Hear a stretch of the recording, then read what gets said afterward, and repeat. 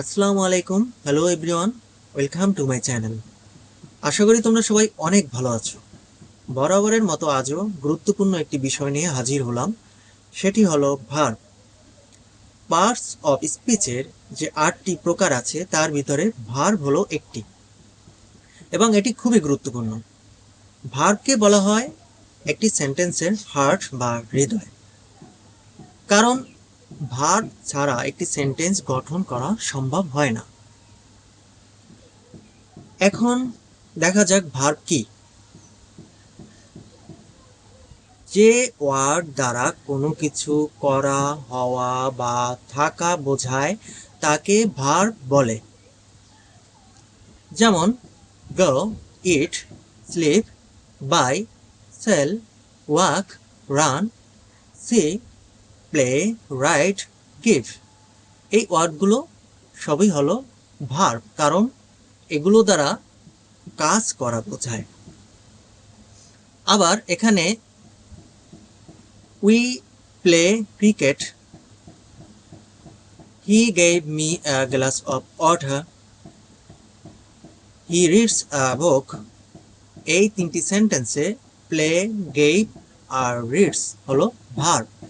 এখান থেকে যদি প্লে, গেভ আর রিডস বাদ দিয়ে দেওয়া হয়, তবে এই যে বাকি যে সেন্টেন্সে যে বাকি থাকে সেগুলো দ্বারা কিন্তু একটা সেন্টেন্স পরিপূর্ণ হয় না, সেন্টেন্সই হয় না সেগুলো দ্বারা। এই কারণেই ভার্বের এতটা গুরুত্ব।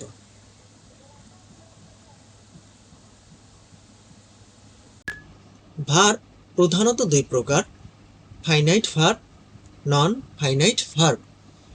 ফাইনাইট ভার্ব আবার দুই প্রকার: প্রিন্সিপাল ভার্ব, অক্সিলারি ভার্ব।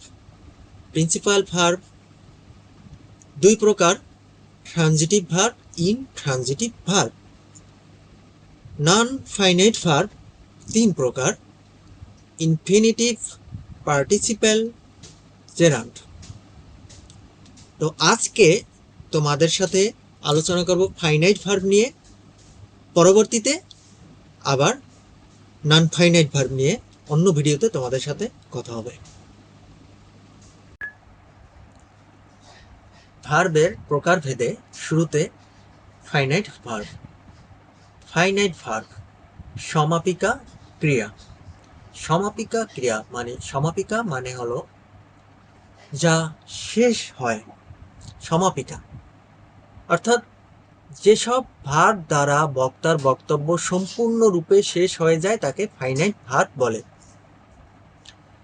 সম্পূর্ণরূপে শেষ হয়ে যায়, এই জন্যই একে ফাইনাইট ভার্ব বলে।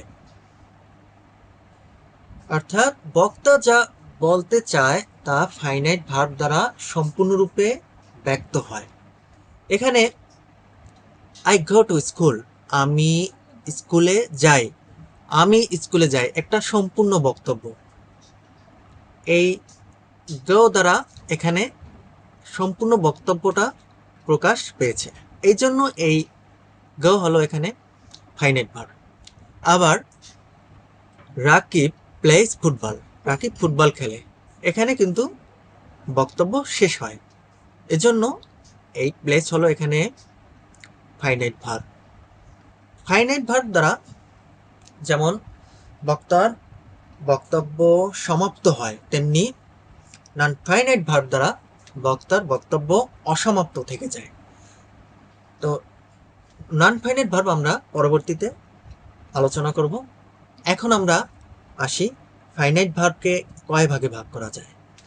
ফাইনাইট ভার্বকে আবার দুই ভাগে ভাগ করা হয়েছে: প্রিন্সিপাল বা মেইন ভার্ব প্রধান ক্রিয়া, অক্সিলারি ভার্ব সাহায্যকারী ক্রিয়া। প্রিন্সিপাল বা মেইন ভার্ব, প্রিন্সিপাল বা মেইন ভার্ব মানে প্রধান ক্রিয়া। প্রধান ক্রিয়া বলতে এখানে কিন্তু এই ভার্ব দ্বারা,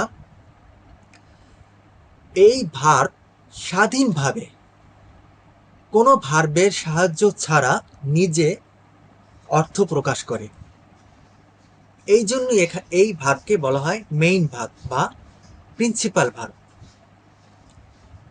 অর্থাৎ এই ভার্ব অন্য কোনো ভার্বের উপরে নির্ভরশীল নয়। দেখো এখানে বলা আছে যে ভার্ব স্বাধীনভাবে নিজেই ক্রিয়া সম্পাদন করে, অর্থ প্রকাশ করে, তাকে প্রিন্সিপাল ভার্ব বলে। অর্থাৎ অর্থ প্রকাশের জন্য অন্য কোনো ভার্বের উপরে নির্ভরশীল নয়। প্রিন্সিপাল বা মেইন ভার্ব ছাড়া কোনো বাক্য গঠিত হয় না। প্রিন্সিপাল ভার্ব বাক্য গঠনের জন্য কিন্তু প্রিন্সিপাল ভার্ব দরকার হয়। এখানে দেখো, রহিম রানস ইন দ্য ফিল্ড। রহিম মাঠে দৌড়ায়। এখানে রানস কিন্তু মেইন ভার্ব। এখানে রান এই ভার্ব স্বাধীনভাবে অর্থ প্রকাশ করেছে, অন্য কোনো ভার্বের উপরে নির্ভরশীল নয়। হাসান রিডস আ বুক। হাসান একটি বই পড়ে। এখানে রিডস হলো মেইন ভার্ব বা প্রিন্সিপাল ভার্ব, অন্য কোনো ভার্বের উপরে নির্ভরশীল নয়, স্বাধীনভাবে অর্থ প্রকাশ পেয়েছে রিডস দ্বারা।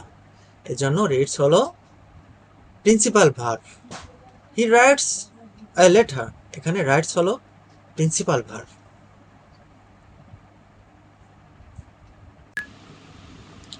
প্রিন্সিপাল ভার্বকে আবার দুই ভাগে ভাগ করা যায়, যথা ট্রানজিটিভ ভার্ব সকর্মক ক্রিয়া, ইনট্রানজিটিভ ভার্ব অকর্মক ক্রিয়া। ট্রানজিটিভ ভার্ব সকর্মক ক্রিয়া। সকর্মক কথাটির মাঝে কিন্তু সকর্মক ক্রিয়া কাকে বলে, এই প্রশ্নের উত্তর রয়েছে। যে ভার্বে অবজেক্ট বা কর্ম থাকে তাকে ট্রানজিটিভ ভার্ব বলে। He is eating rice. Eating verb, eating ভার্বের অবজেক্ট হলো রাইস। অবজেক্ট থাকার কারণে এই ভার্বটিকে বলা হয় ট্রানজিটিভ ভার্ব বা সকর্মক ক্রিয়া। The beggar wanted some money. Wanted verb আর সাম মানি অবজেক্ট। অবজেক্ট থাকার কারণে এখানে ওয়ান্টেড ভার্বটি হলো ট্রানজিটিভ ভার্ব বা সকর্মক ক্রিয়া।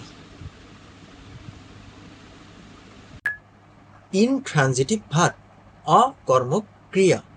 অকর্মক মানে কর্ম অনুপস্থিত।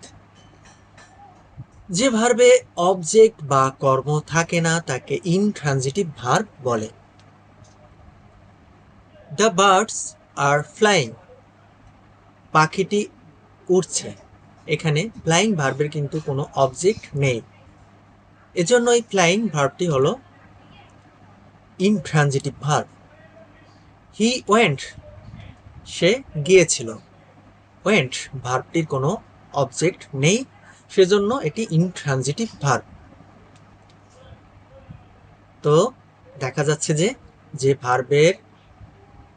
ভার্বের অবজেক্ট থাকে তাকে ট্রানজিটিভ ভার্ব বলে, আর যে ভার্বের অবজেক্ট নেই তাকে ইনট্রানজিটিভ ভার্ব বলে।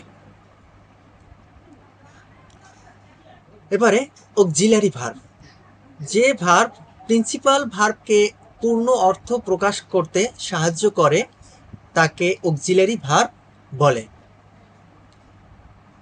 অক্সিলারি ভার্ব কিন্তু প্রিন্সিপাল ভার্বকে সাহায্য করে, স্বাধীনভাবে বাক্যে ব্যবহার হয় না।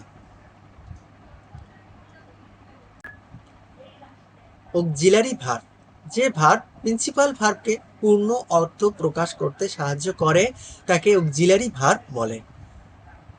অক্সিলারি ভার্বকে আবার হেল্পিং ভার্বও বলা হয়, কারণ অক্সিলারি ভার্ব কিন্তু মেইন ভার্বকে সাহায্য করে। We will play football. এই প্লে হলো কিন্তু এখানে প্রিন্সিপাল বা মেইন ভার্ব। এই মেইন ভার্বকে সাহায্য করেছে উইল, সেজন্য এই উইল হলো অক্সিলারি ভার্ব বা হেল্পিং ভার্ব। আবার he is reading a magazine. এখানে রিডিং হলো মেইন ভার্ব আর ইজ হলো অক্সিলারি ভার্ব।